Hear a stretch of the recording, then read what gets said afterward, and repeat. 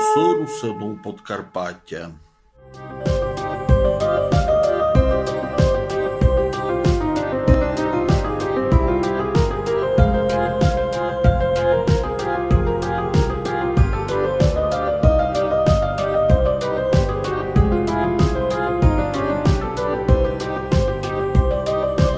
Перша в небі звізда засвітила, місяць співанкою й заспівав. Звіздочко ясненька, моя мила, як нетерпеливо тя чекав. Лампошиком я тобі посвічу, повзирай, як журиться дівча. Чекать на ганку кожний вечір, може впаде з неба звісточка. Загадайся щось, як з неба падать, ясно сріберна мала звізда. В то сирінча собі місто глядать, бо вона прилетіла туди. То сиринча собі місто глядать, бо вона прилетіла туди. Просить місяць звізду пожаліти, молодої доброї дівча. Най до неї збираться летіти, бо найшла і красна сиринча. В небі синім новий місяць світить, в місто першої нова зоря. Перша вже коло дівчати літать, щастя і любов сім'ї даря. Загадайся щось, як з неба падать, ясно сріберна мала звізда. То сиринча собі місто глядать, бо вона прилетіла туди. В то сиринча собі місто глядать, бо вона прилетіла туди. Загадайся щось, як з неба падать, ясно сріберна мала звізда. То сиринча собі місто глядать, бо вона прилетіла туди. В то сиринча собі місто глядать, бо вона прилетіла туди.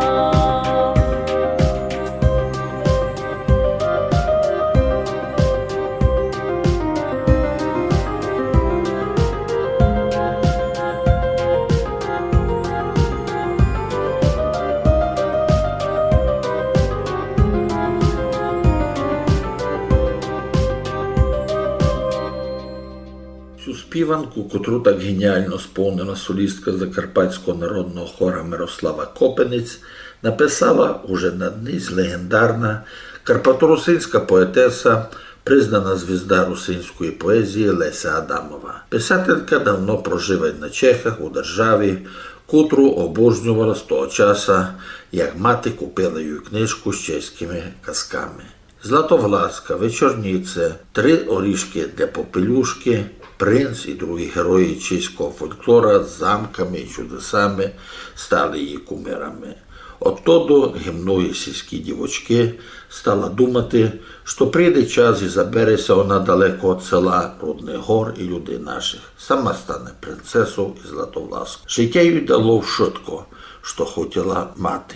Ботує в Моравії, де много рицарських каштелів, має префайного сина і двох дочок, а також чеського принца, котрий пойде за неї навшитко.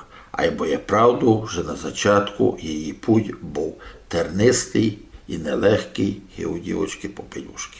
Живучи в Чехії, маючи всього і фест, Леся відчула нехватку того, що мала з маленької.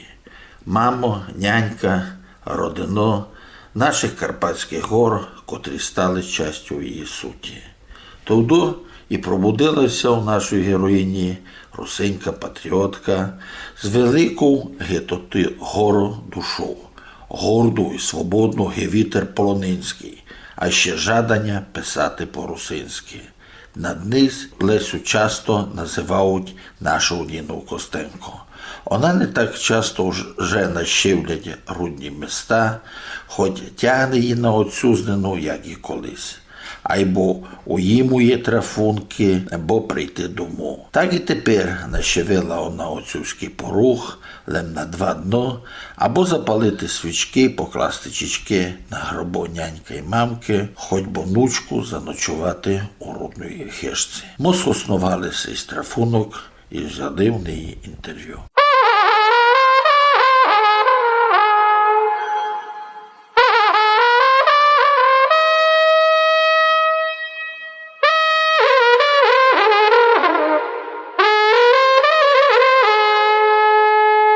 Слухайте голосу русину Подкарпаття. Леся, добрий день. Добрий день, дай Боже. Вона на нашій малої отцюзнині. І ми дуже раді, що вона знащевили, тому що приходите ви все на куртий час. Само собою земляки вам дуже раді. Кожен має свою радість, коли вас приймуть. Кожен має свої відносини з вами. Но тим не менше, я знав, що дуже многі вами тут гордять. Коли ви се вертаєте на Осузнену, які вас переймають емоції, які чувства ви маєте? Це все вони єднакі. Не однакі. Я дякую за закликання, що мав честь прийняла вашу що ви мене закликали на цю передачу. Значить, які у мене чувства? Ну, звісно, що не однакі. Постійно щось друге, постійно щось у мене. Коли йду, та така у мене якась зжимається душа, як кажуть, від очікувань. І от тої стрічі із своїми рідними містами, із свою рідною землею, краєм, та конкретно із селом, де я родилася, де я живу. Які чувства? Ну, у мене чувства ті найліпші, тому що натільки у мене тут є близькі душі, котрі мене приймають з відкритим щирим серцем, котрі мені стараються за кожних околностей допомагати, зліпшити мою кваліту побиту у перебування у Закарпатті, у всіх містах, що я просто така, у мене просто такі чувства, така ейфорія, що накільки тут щирі до мене люди, накільки мені тут раді, іменно ті люди, мої цимбури, мої цимбурки, що мене чувства переповняють натільки, що я абсолютно чувствуюся, що якщо щирість має якусь подобу, то та щирість є у тих людях, котрі мене тут зустрічають, котрі мені тут допомагають. Як я розумів, ви приходите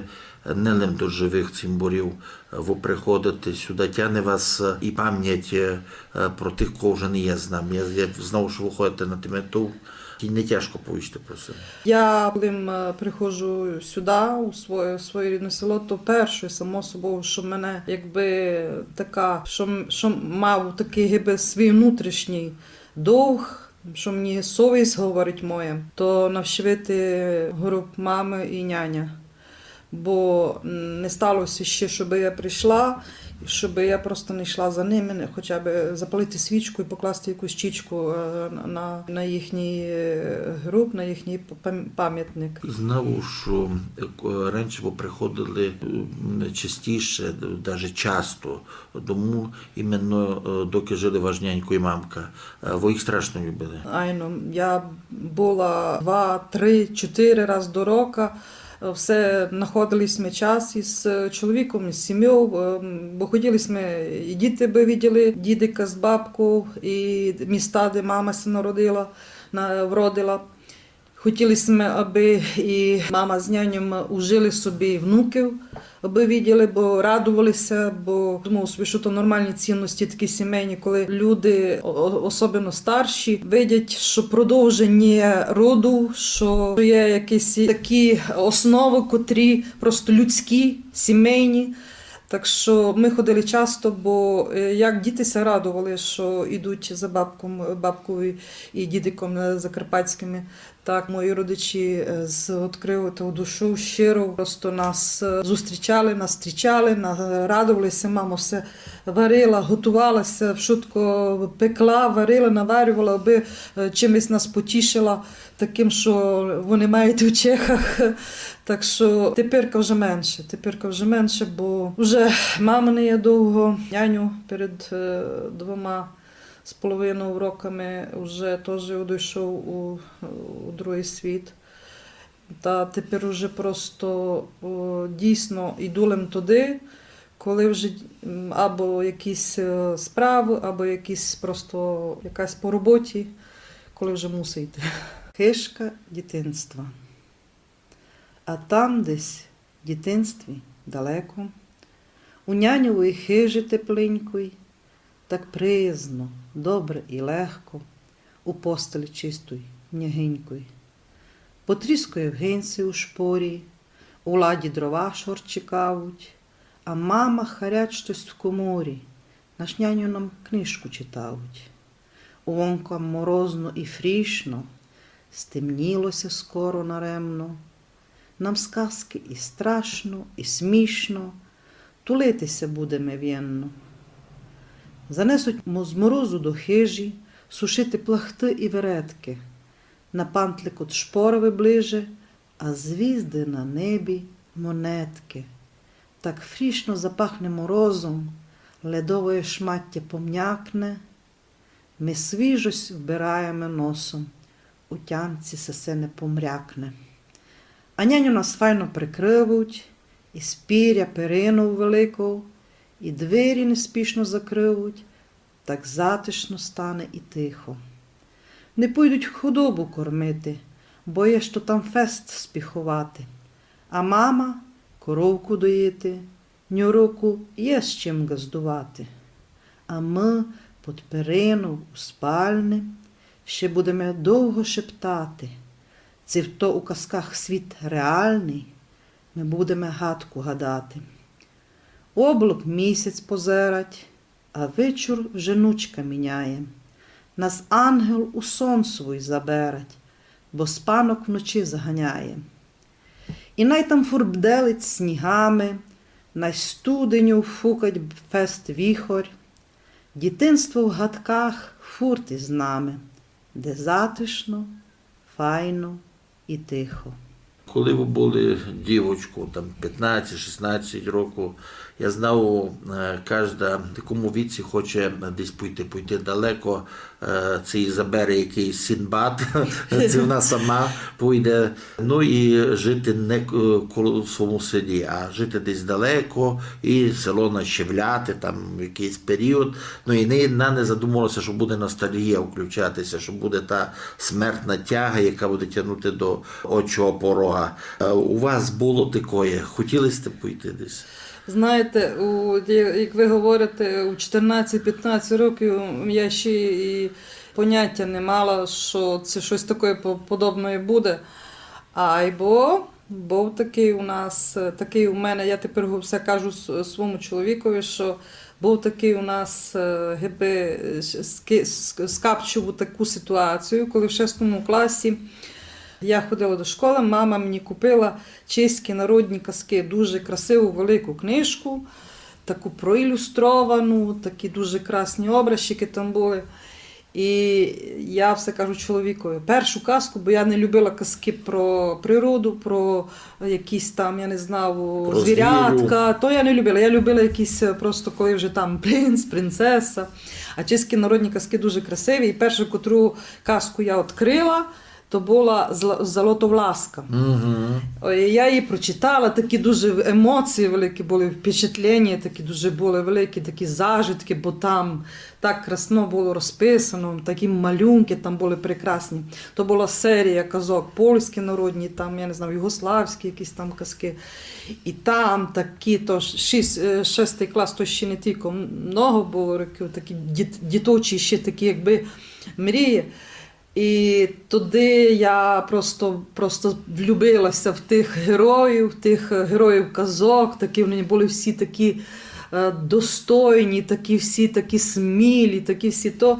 І я дуже пам'ятаю, що просто та книжка на мене зробила таке велике впечатлення, що я просто така, як дитина, туди просто думаю собі, які там добрі такі принці, сміливі, смілі такі, що...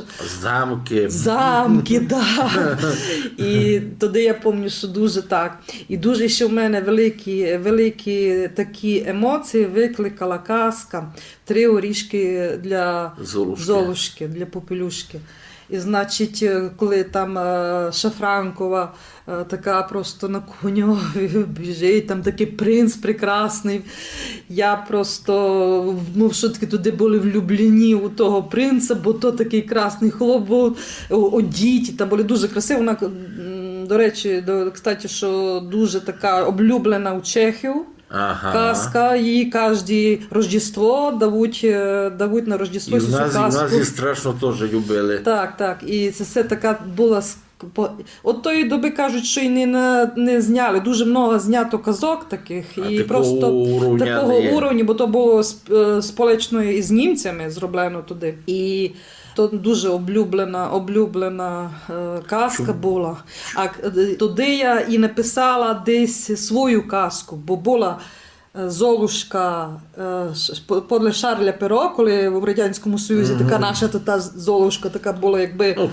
То не наша французька, але ми зробили її, зняли ту казку якби на студії туди у Радянському Союзі. І сіся було, там у мене теж переплітається мотив, сон казка називається. І там переплітається мотив чеської Золушки і мотив цієї вже кіношної нашої. Якби радянської. То туди я просто, я думаю, що туди у принців були залюблені вшитки дівчатки. Я чому вас зазвідав, тому що тямлю першу вашу збірочку якраз стихів, і там ваші діточі малюнки, і там якраз образ принцеси, якраз такої золотоволосої принцеси, він повторюється пару разів, вони такі металися в очі, і видко було, що це намальований не просто малюнок, це намальована якась мрія, це мечта, це от якесь жадання все-таки поміняти і знайти той красивий світ, в якому захочеться жити. Ну і потрапили ви у той світ як? Розкажіть. Ви знаєте, може та перша частина Золушки і була у мене, бо дуже тяжко було на початку, дуже тяжко, то не просто було. От я поїхала, пішла на Чехи. На заробітки? На заробітки по здоров'ю. У мене скоріше було здоров'я, але я то не дуже всягди, кажу, бо всі думають, що на заробітки, та й не лишається так на заробітки. То тема, яку не дуже я хочу розширяти, розкривати. І, значить, і та Золушка, то майже так і було, ті початки. Просто, що не просто було, бо то було 90-ті роки. Тяжкий час був. Я вже говорила, кажу, що просто тут не виплачували по 2-3 місяці зарплати, були купони, були то. І я прийшла і просто дуже тяжкий час був і дуже непросто мені було, того, що прийдеш у чужу країну, не знаєш язика, не знаєш менталітет людей. Щастя мала усе, я все говорю при кожному інтерв'ю, що просто я мала дуже велике щастя на добрі, мудрі люди, бо якось так виходило, що мені допомагали. Бог мені допомагав, приводив мені в життя таких людей, котрі мені просто старалися допомогти, старалися щось пояснити, старалися щось якось десь якусь раду дати. Но просто не було легко. Не було легко. Хто не зажив заробітчанського хліба, значить, хто не зажив ту роботу, то якось екзистенчні проблеми, бо кілька разів теж було такого, що дня на день просто без роботи лишаєшся, просто мусиш щось платити. Так що просто тої бідної Золушки я собі вжила в життю доста фест і по повній програмі. Так уже, коли вже зустріла свого чоловіка будущого, то тоді вже якби чуть-чуть полівила, бо то вже була поміч, то вже була підпора. То вже була підпора, то вже було з кимось порадити, було на когось понадіяти. Так що то вже якби вже починалося, ну і то ще далеко було до якби того такого доброго життя, до доброго сократовського добра. Ну, ясно, на життєво заробляли і росли, слава Богу, обоє, так, що один другому допомагаючи, ну і дало файні, слава Богу, результати. Ви почали займатися творчістю писемно і ще у школі. Я знав, ви писали, ви потім ви писали вже після школи. Тому ясно, що такої змоги вони мали, тому що пішли що друге життя до козі. Коли ви обновили писати? Так, серйозно, що я вже якби вернулася і почала дуже так до того кластися якби серйозно. То було років десь 16-17, 2017 рік, коли просто я об'явила в інтернеті, ось пишуть по-нашому. А ще найперше, коли просто я витягла свої старі щоденники, робила їм порядок просто в склепі. Робила їм порядок, поки натрефила на свої старі щоденники, думав собі, боже, тут такі в мене записки, ну, які то були записки діточі такі, просто якісь там щось, якісь неправди, якісь такі обіди, якісь там радості. Ну і там були мої перші стихи, котрі просто, декотрі з них були такі доста й добрі, доста поведені. І тому я просто то якось повибирала мим. Та й думав собі, та що з ними, укидувати шкода, бо то пам'ятка, тямка на то. Бо думав собі, і такі щоденники зберігати, сокотити їх в такому виді, бо то такі дійсно, такі діточі, там якісь думані, якісь гадки, такі, якісь такі обіди. Та думав собі, та не треба їх, якби, бо то не цінноє, якби, то вже, якби, і для мене вже так, ну, та тоді, думаю, ну, укажу я комусь ті стихи. Ну, то й загнала мен ті стихи, би побзрали на нього гиби філологи. Ну, і мені відповіли, що треба печатати. Значить, і це є того много у мене. І я просто, тоді ми забрали ті все-таки стихи, ще учиталися, бо теж були якби такі твори, декотрі і діточі. Ну і за такої моральної підпори просто мого цимбори, та удалася перша збірочка, котра вже якби стала стартом.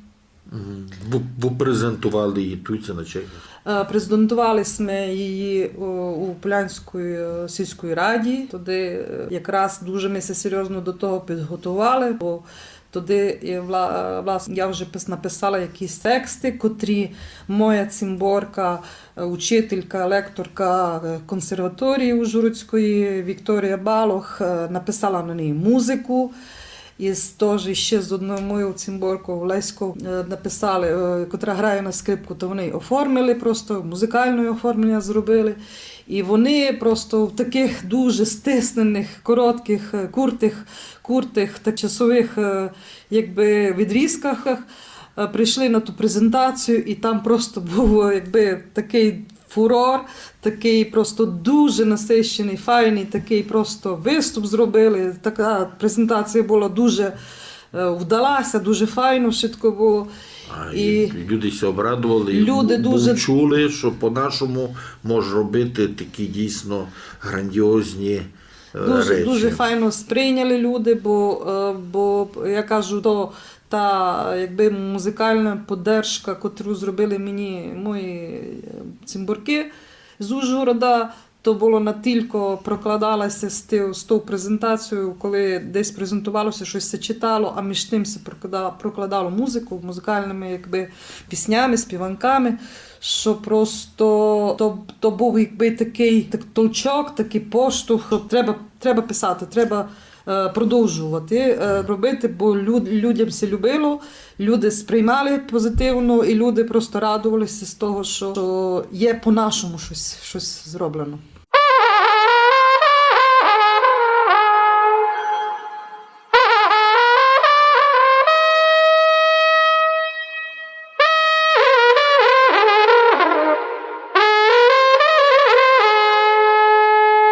Слухайте голосну русину Подкарпаття.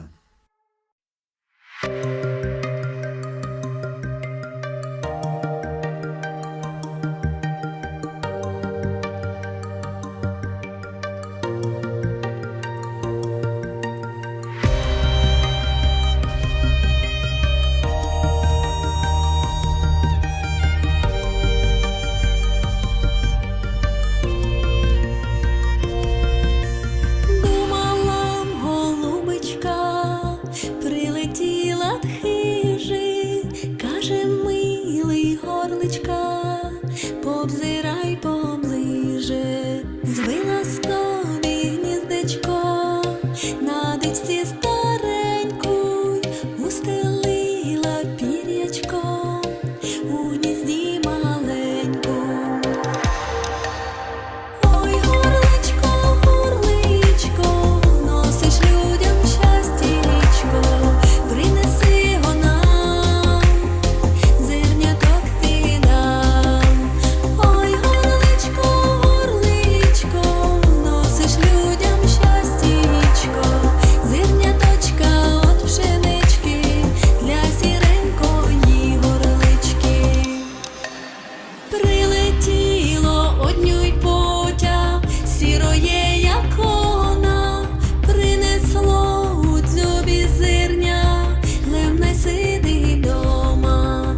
Потята малі угрівать, малі пташенята, кожний день вона їм співать, горличкам двойняткам. Ой, горличко, горличко, носиш людям щастячко, принеси го нам, зерняток ти дам. Ой, горличко, горличко, носиш людям щастячко, зерняточка от пшенички для сіренької горлички.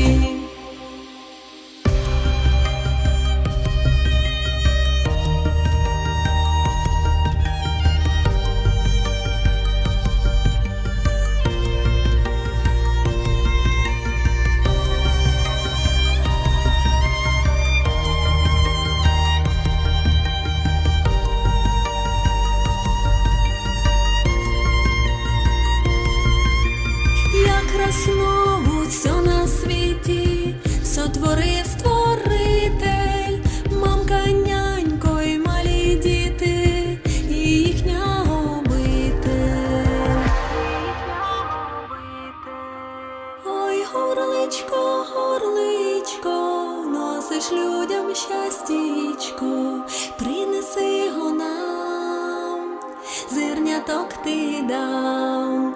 Ой, горличко, горличко, носиш людям щастячко, зерняточка от пшенички для сіренької горлички, зерняточка от пшенички для сіренької горлички. Це дало вам дяку писати далі.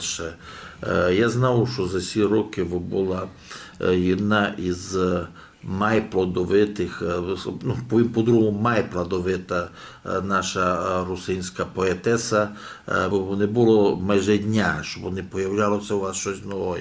І публіка то хватувала, я бачив на Фейсбуку тисячі лайків, дуже багато коментарів поддержку.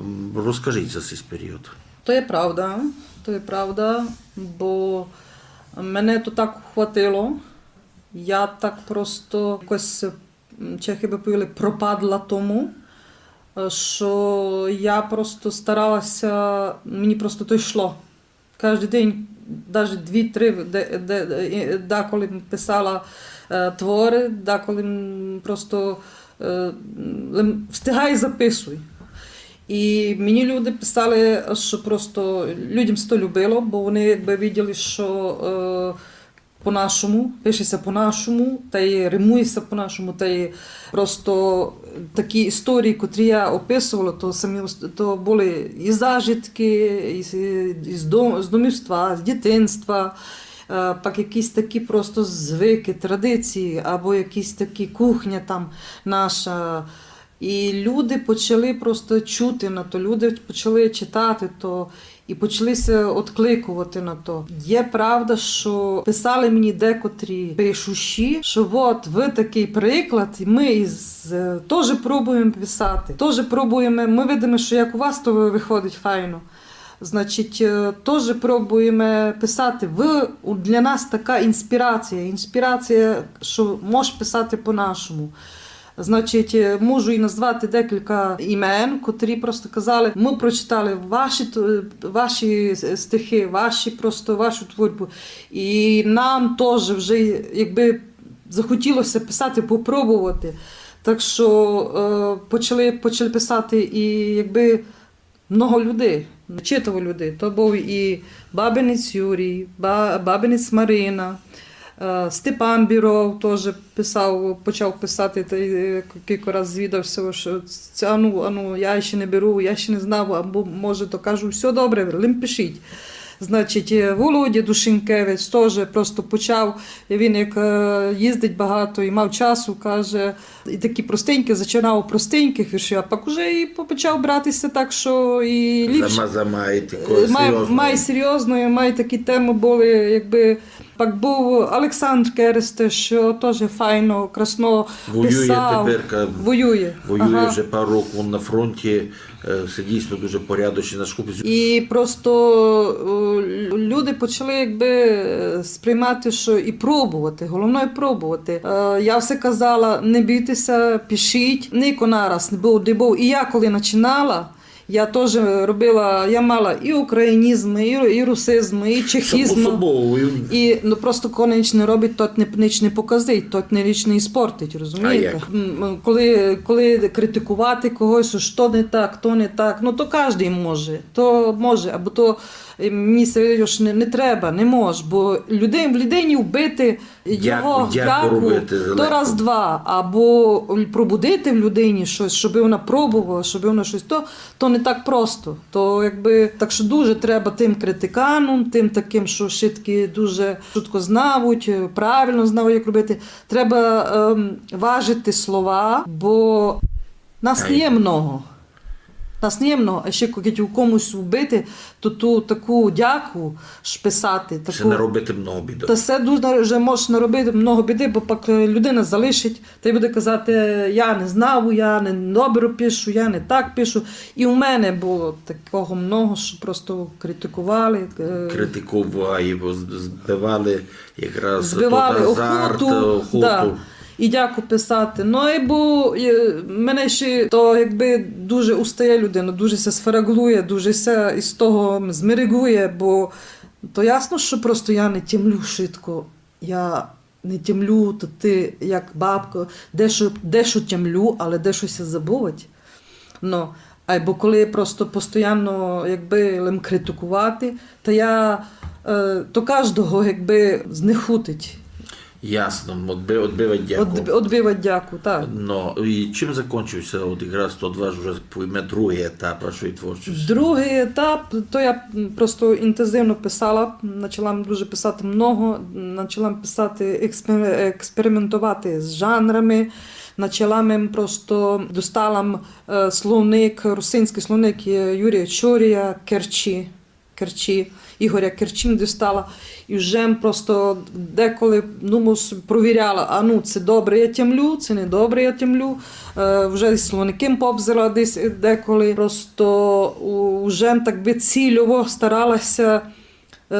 старалася просто ті слова основати. А іще така добра дуже у мене була практика, що деколи, коли я щось писала, і так дуже дипломатично, дуже делікатно мені писав пан Папарига, він добрий лінгвіст, і він каже: Лесько, побзирайте, там таке слово. У нас на море, так він такий дуже делікатно, так все старався, щоб, бо знав, що нас обідатися може. Значить, він сказав: Лесько, побзирайте, у нас на моревориші се пише так, а у вас як? А я кажу, то у нас мама так говорила, там, чи бабка, а він каже: а не є то таке там слово? Він мені кілька разів каже: а я точно є таке слово. І це дуже добре, тому що коли людина делікатно тобі підкаже, коли тобі людина дипломатично тебе справить, то ти хочеш писати правильно, ти сама се учиш. Просто такі люди, котрі коректні, котрі просто стараються помочи, стараються направити. Це правильно. Це, я думаю собі, що кожна людина просто прислухається. Так би це хотіло, але не все є. Так не що мусимо десь удержувати ту критику. Нігде не дінемо. Не страшного, якщо чоловік буде знати, як одні себе сокотити. Правильно, так. То таке є, або ви розумієте, коли людину вічно критикувати, тим більше жону. Та можони обідчиві, можони такі нараз агресивні, або просто, коли то зробити файно, та туди розумна людина просто ще подякує. Я, наприклад, і подякував. Або коли то нападати, критикувати, то нікомусь не любить. Добре, йдемо далі. От чим закінчився цей період? Що ви упустили? Як ви назвалася та книжка? Я упустила, бо того вже дуже много назбиралося матеріалу. То думав, що треба упустити, бо то вже розміри величезні були. Я зібрала, у мене, в принципі, є папка. Там, коли я побзила вже 500 сторінок, більше, ніж 500 сторінок, я попросила би мені учителі, професіонали, бо я все-таки не лінгвіст, не філолог, тим більше, що русинська, бесіда. Так що я попросила би мені то учителі, професіонали, і я випустила книжку «Мамини чічки». Книжка вийшла дуже велика, дуже така читава. За 3 роки твору, і то не всі там були твори, але ж такі просто взрослі, бо такі діточі віршики, якісь такі простенькі, то я їх дала боком, ось пак десь, може, в будущності зроблю для діточок, проілюструю, і ті віршики такі прості, дитячі, зроблю окрему книжку. І ви провели презентацію туди у пасажі у Ужгородській публічній бібліотеці. Теж дуже мала успіх та презентація, і тямлю, що ви після того ще виступили на фестивалі «Червена ружа». Так, там рядом у театрі «Бавок», і теж був там, і зато розказував, бо як вас прийняв зал, де мене дуже було приємно, що іменно мою землячку так чистовують. Вже після цієї книжки ви робили далі. Що за цей період ви написали? Назбиралося опять дуже много матеріалу, бо я писала, доки се писало, доки се пише, та старалася то записувати. І назбиралося опять ізясь доста читого матеріалу, опять ту папку, вже все якось думав собі пізніше, збирав, треба видати. Тепер назбиралося опять десь так доста читого матеріалу, ізясь вичитаний матеріал вже є, Вже чекається, лише тепер я маленько ще там поділю то по розділах. Надіюся, що дасть Бог то до Миколая вже упустимо далі Що книжечку. це буде за книжка? Книжка буде чисто русинська. У других книжках були там стихи. Та тепер це буде чисто русинська книжка. Робоча назва ще така, що просто ще може щось і статися, щоб і передумав, щось приліпшує придумав. Робоча назва є «Я Леся». І там зобрані твори від 2020 року до 2024 року. Тож не всі, тож діточі ті твори, котрі я десь колись писала, учленені до другої папки, до дитячої папки. Ту я лишав собі, може, десь на колись. А тепер просто буде, і дасть Бог, книжечка на чисто русинському мові, бесіді, котрих зобрані за останні 4 роки. Позирайте, перша ваша збірка сторінки щоденника. Це стихи, які ви писали, і ще там були, туди вийшли, що писали стихи, будучи ще маленьку, молоденьку, до того моменту, 2017 року, мені заведення. Далі друга, якраз «Мамино чічки», така дуже символічна назва, кожен з тих, та й окрема чічка. Це маємо 17-й 20-й рік. Маємо 3-го, 20-го до 24-го року. Всі 3 збірки, тематика єднака, це ні. Никус не єднака, бо із тими подіями, значить, не може бути єднака, бо у 2020 році почалися просто ковідові проблеми. От 22-го року почалася у нас тепер у Україні почалася війна. Значить, ми не могли, я думаю, що всі поети, писателі не могли реагувати на ці теми, різних реакцій. Кожен старався якось то передати свій позор, то позирання своє на те, що се творить. Я, як мама сина, теж могла собі уявити, ось, не дай Боже, аби моя дитина там була, розумієте, як з позиції мами, з позиції навіть сестри, з позиції просто дівки. Так що у творах се то одразило, в творах се то проплело, ті теми, котрі просто, навіть із позиції, наприклад, жони, котра має чоловіка, котра чекає його, котра знає, що там може се не вернути. Так що просто є там тепер тематичні стихи, котрі просто були реакцією на те, що се творить у всю добу. Я теплю на інтернеті вашу серію таких есе, якраз про, позираючи з якого боку, бо з нашого, то це емігранти, вони не іммігранти, вони біженці на даний момент, або в той же самий час їх можна розпозирувати вже як іммігранту, бо частина з них, я думаю, собі на Україну це вже не верне. З вашого боку, це іммігранти, бо ви їх приймали, правда?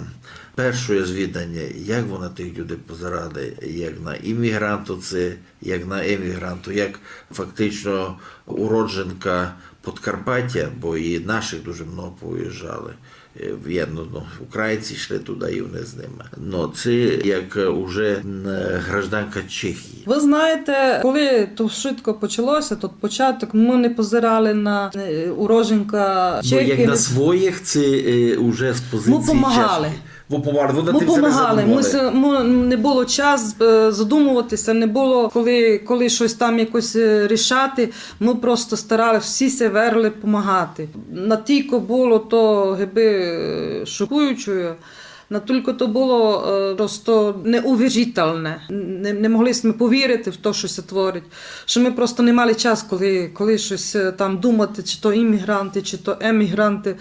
Ми просто верлися шутки допомагати. І кілька у мене вже цимборок, чехів, швидки удзвонювали, швидки просто чим можуть допомогти. Що, кажи, ми дуже много почали допомагати. У мене є цимборки, знайомі, котрі мають посаду дуже високу. Ми почали обустроювати сім'ї з діточками, ми почали кудись розселяти, ми почали збирати гуманітарку, ми почали просто вселяли їх в голі міста, в голі квартири, делем кухня. Ми їм почали швидко, декілька сімей, їм абсолютно все з голої квартири, ми їм все там старалися обустроїти, одіти, обути, продукти привезти. Там не було часу, коли думати, бо там була така сильна, величезна приход людей, котрі Хвиля. Габами просто йшли, то була jedna велика габа. Значить, Дев'ятий вал. що ми не мали час думати, що і як, ми просто допомагали. То просто було, то тривало десь так півроку, коли ніхто не знав, що буде, як буде, коли буде. Ну, а коли ти встигали писати про це? Я не знав, я просто не сплю, я дуже мало сплю. Я сплю 4-5 годин, і я рано в основному пишу, або десь вечір, коли вже по роботі. Тоді просто я написала таку серію таких оповідань. «Шеліякі люди», Лакатушева, моя знаменита. Значить, то все, то швидко є таке іменно про цих утеченців, цих біженців. Бо дуже там є сильні історії, дуже припади, коли просто з того швидкого, як ті люди виглядали, упозирували, як ті люди просто ми бачили, як вони говорять, що говорять, утки суть, з яких містуть, та ми просто деколи і плакали. Які ви маєте плани на будучність? Плани в мене є дуже такі файні, я про них може і не хочу повісти, бо як кажуть у нас Зурочити. бо не врачі. Вони врачі. Тепер, дай Бог, ця книжечка уйде. А ще в мене є такий план, десь, якщо ми його вийде, то десь про нього буде знати десь навесні 25-го року. То буде досить така інтересна робота. І думав собі, що то буде інтересно для жінок, для дівчаток і для жінок. А чим іще ви нас можете порадувати? Новинка така остання є тепер на цей час, що мене запросила чеська регіональна телевізія, взяла в мене інтерв'ю, просто щось касає творчості, мого життя в Чехії, моїх книжок, були звідання. Всякі клали мені такі, що просто як, коли прийшла в Чехію, як чувствуюся. І одно з звіданням, що я дуже, мені було так досить смішно, бо вони мене це звідали. Ми позирали на ваш фейсбуковий профіль, ви там велика целебріта, ви там маєте 12 тисяч людей, котрі за вами позирають. Та мене то дуже розсміяло, бо я кажу, я не чувствуюся целебрітом, я роблю те, що мене бавить, то, що ми се любить, то, що знав, то, що, а такі якісь, що целебріти, то люди мені пишуть, що ви наша списувателька, ви наша баснічкарка, ви наша стихарка. Ліна Костенко наша. Так що мене то досить, мені, видите, обзирали, не лінувалися, знайшли кілька людей за мною позирять, кілька слідкують, хоча я думаю собі, що там деякі вже і не слідкують, лише у мене у цимборах там фейсбукових. Бо досить мене так, це звідання розсмішило, що вони мене мають, за целебрітом. Будуть позирати тепер на Чехах, якраз ті, що поїжджали, тепер наших там дуже много людей, так що собі спознавати вас буде ще більше людей. Дай Боже. Леся, живучи в Чехах, чи наладили ви деяку співпрацю із русинськими організаціями, які там суть? Наскільки я знав, там є така організація, вона і участвує у Світовому конгресі «Приятелі Подкарпатської Русі». У Борно є їх група, це Рокаш у цій організації. Правда, я наладила з ними контакти. Там є їхній представник, який веде ту організацію, «Приятель Подкарпатської Русі, пан Петр Ставінога. Ми з ним спілкувалися, я вже стала членкою цього сполку. Мали ми в'єнно зробити, вони мене закликали на фестиваль народних меншин Babylon Fest. Мали ми, там я мала презентувати і свої книжки, і альманахи хотіла взяти. Просто договорилися на таку співпрацю, що я їм буду допомагати. Вони дуже були раді, що я прикопчалася до них. Но що нам помішало, тут не нам, а всім, тут фестиваль зрушили із-за того, що були дуже великі наводнення в Чехії. Так що ми тепер мали б зайти на передваночний вечірок, де зойдуться шутки члени того сполку Карпатської Русі. Ну і надіюся, що в'єнно вже поговоримо про якусь і співпрацю, і співпрацю, і просто познайомимося, бо я там знав 3 або 4 людей. Так що уйдемо, що з того уйде. Мені інтересно, що там за люди, що мають. Вони тепер, по-моєму, були в Закарпаттю і відкривали 3 дошки, табло якимось. То клуб імені Масарика, Томаса Масарика, там є такий Іван Латко. Та видко вони до них приходили. Чомусь вони на Подкарпаттю дружать із клубом Масарика, а не з русинськими організаціями. Хоч фактично, наскільки я знав, у наших організацій теж були відкриті все до співпраці. Но я розумів, що у них там много общого, або якраз то, що не глядаться навіть контакт з русинськими організаціями, маленько чудно.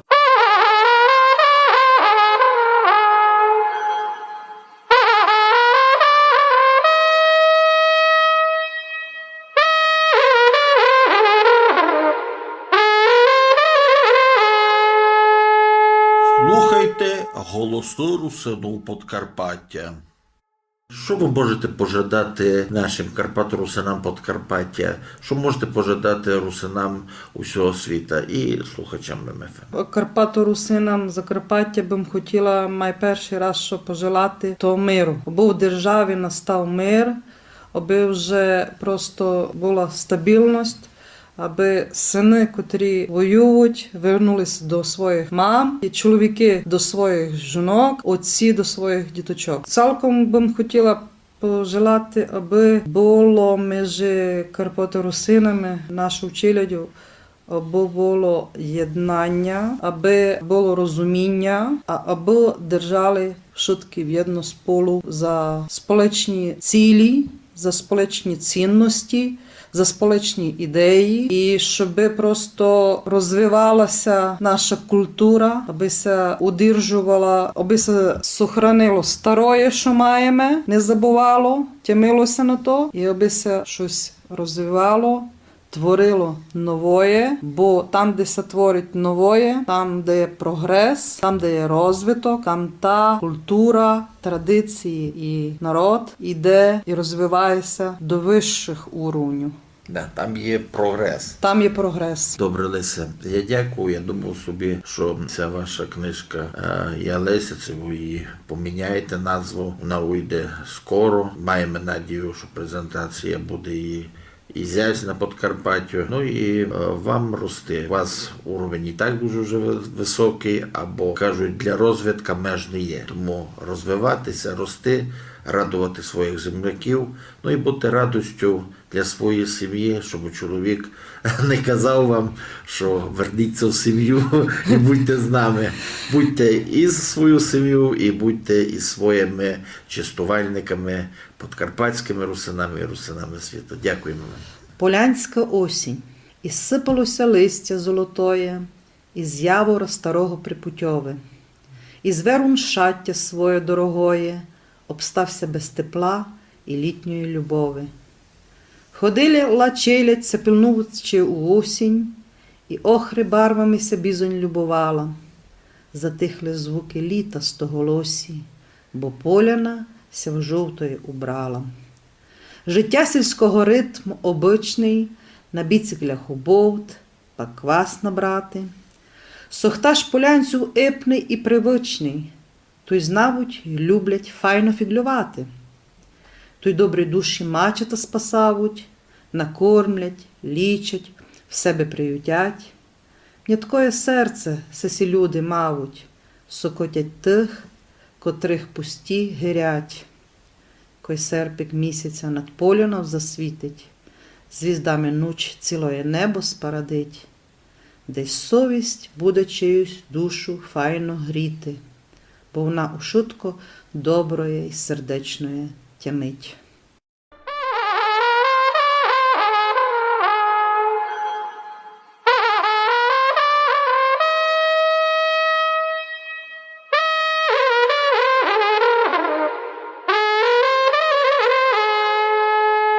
Голосу русину Подкарпаття.